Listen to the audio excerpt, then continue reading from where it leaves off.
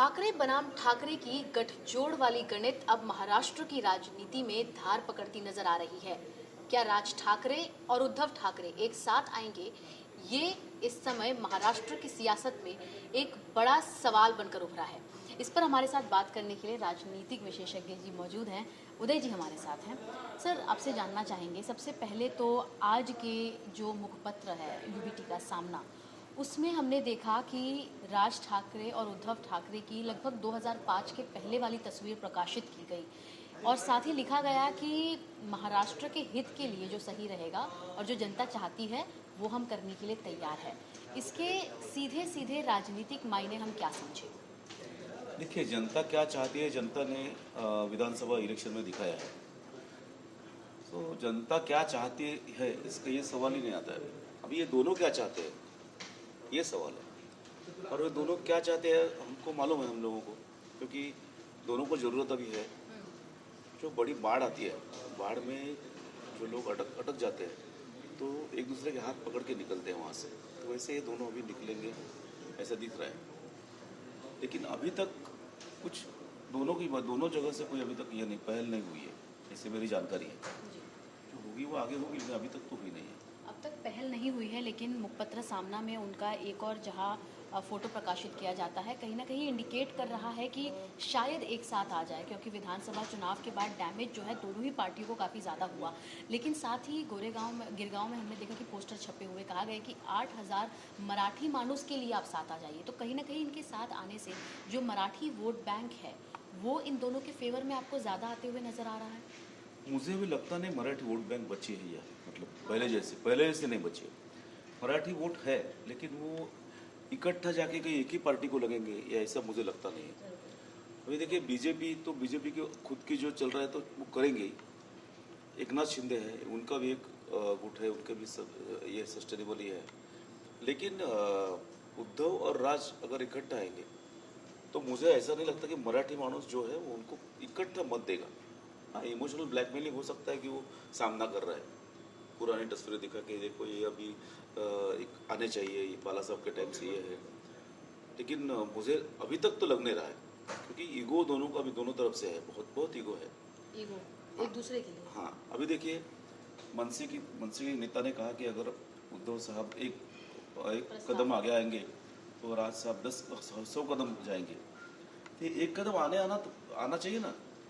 ये सामना में आना है वगैरह छोड़ दो, दोनों फोन उठा के बहुत बात कर सकते हैं। किया है कि अभी तक नहीं किया है। दूसरी बात ऐसी कि अगर उद्धव ठाकरे को राज के साथ आना होगा तो कांग्रेस का साथ छोड़ना होगा, जो इंडिया आघाड़ी का वहाँ से बाहर निकलना होगा। और वो लोकसभा में जो उनको वोट्स मिले, तो वो उन्होंने कहा है कि मुस्लिम वोट्स भी हमको मिले हैं करके, थोड़े हिंदू वोट सब मिले हैं। और राज की जो आजकल की जो भूमिका है, जो कट्टर हिंदुत्व की है या मराठी एक, ये तो उद्धव को वापस बैक टू द रूट्स वो आना चाहिए। वो आ सकते हैं क्या, वो देखना पड़ेगा अभी। एक और उद्धव ठाकरे कहते हैं कि अगर राज ठाकरे के साथ उन्हें गठबंधन बनाना हो तो जो महायुति को उनका समर्थन प्रॉक्सिमिटी के साथ मिलता आया है वो उन्हें हटाना होगा। राज ठाकरे की पार्टी कह रही है कि आप आगे आइए और साथ ही आप कांग्रेस का साथ छोड़िए। ईगो दोनों के बीच ही बहुत है। लेकिन ये जितनी जो जोड़गांठ हो रही है, क्या ये सिर्फ बीएमसी चुनाव के मद्देनज़र देखा जाए या फिर बाला साहब ठाकरे का प्यार एक बार फिर दोनों में जाग उठा है? देखिए, ये जो ठाकरे ब्रांड, देखो, राजनीति कोई व्यापार नहीं है। ये कोई ब्रांड बेच रहे हैं आप, ऐसा नहीं हो सकता। राजनीति भावनाओं का खेल है। जो भी है, लोगों को बाला साहब ठाकरे के प्रति प्यार था, अभी भी है, नहीं ऐसा नहीं है। लेकिन बाद में जो कुछ हो गया है, उसके लिए लोग कितने उनके बाजू में जाएंगे, ऐसा मुझे लगता नहीं कि ज़्यादा से जाएंगे उसमें। और दूसरी बात यह है कि बीएमसी इलेक्शन सबसे ज़्यादा अहम तो उन दोनों के लिए वही है। जैसा वो देखो,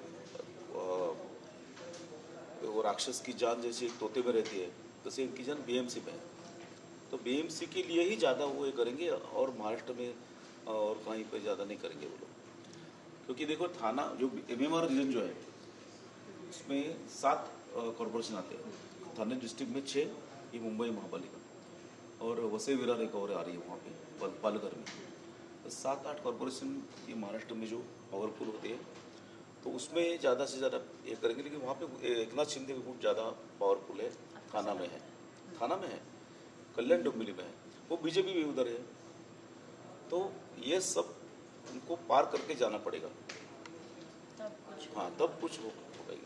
सर, साथ ही अभी आपने बताया कि थाने और कल्याण डोंबिवली के जो म्यूनिसिपल कॉरपोरेशन है वहाँ पर एकनाथ शिंदे की पकड़ जो है वो काफ़ी लंबे समय से रहती आई है। आनंद दिघे का भी उसमें एक बहुत बड़ा हाथ था। लेकिन इसका जो दोनों ठाकरे बंधु का एक साथ आना, आपको लगता है कि ये सीधे सीधे महायुति के लिए एक बड़े टफ कॉम्पिटिटर के तौर पर उभरेंगे? कॉम्पिटिटर तो होंगे, बिल्कुल होंगे कॉम्पिटिटर, लेकिन बड़ा कॉम्पिटिटर होंगे ऐसा मुझे लगता नहीं, क्योंकि बीजेपी का एक अलग ही तरीका होता है इलेक्शन लड़ने का या जीतने का भी अलग तरीका होता है। और देखो अभी 4 महीने हैं, अक्टूबर में होगा शायद, तो 4 महीने में कौन से सवाल आते हैं आगे, कौन से प्रश्न आते हैं, तो उसके ऊपर अपने इधर भावनाओं का खेल होता है सब। तो वो क्या होता है वो समझना चाहिए। और उद्धव और राज इकट्ठे आएंगे तो नो डाउट कि लोगों को लगेगा कि नहीं नहीं, दोनों इकट्ठे आने, और लोग आज भी प्यार करने वाला एक छोटा गुट है उनके ऊपर, ठाकरे फैमिली के ऊपर है कि दोनों इकट्ठे आने चाहिए। लेकिन वो वोट में परावर्तित होंगे वो कितपत, क्या मुझे जरा शंका है मुझे जरा। एक और सूत्र ये भी बताते थे कि एनसीपी जो है एक बार फिर चाचा भतीजे एक हो सकते हैं। अब बताया जा रहा है कि दो भाई एक वापस हो रहे हैं। तो कहीं ना कहीं महाविकास आघाड़ी की जो मौजूदा स्थिति है महाराष्ट्र में, वो एक राजनीतिक विश्लेषक होने के नाते आपको लगता है कि कमज़ोर होती हुई नजर आ रही है? होती हुई नहीं, कमजोर हो ही गई है। अभी महाविकास आघाड़ी नाम का कुछ है ही नहीं अभी। देखिए, हर एक पार्टी अपने अपने हिसाब से चल रही है। अभी देखो 2-4 महीने से तो उनकी इकट्ठा बैठक भी नहीं हुई कोई। आप मीटिंग हुई देखो आप महाविकास आघाड़ी की, कुछ नहीं है। कांग्रेस की तरफ से चल रहा है, शरद पवार अपने अपने जो कर रहे हैं, उद्धव ठाकरे का अपना चल रहा है अपने इसके हिसाब से। तो महाविकास आघाड़ी है ऐसा मुझे लगता नहीं, दिखता नहीं किधर।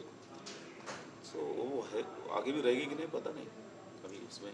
दूसरी बात यह है कि दोनों भाई इकट्ठा आएंगे, लेकिन नीचे के जो कार्यकर्ता है, कितने भी लोगों को लगता है कि ठीक है आने चाहिए वगैरह, ठीक है, लेकिन जो वार्ड में जो लोकल ये जो रहते हैं समीकरण, वो अलग होते हैं।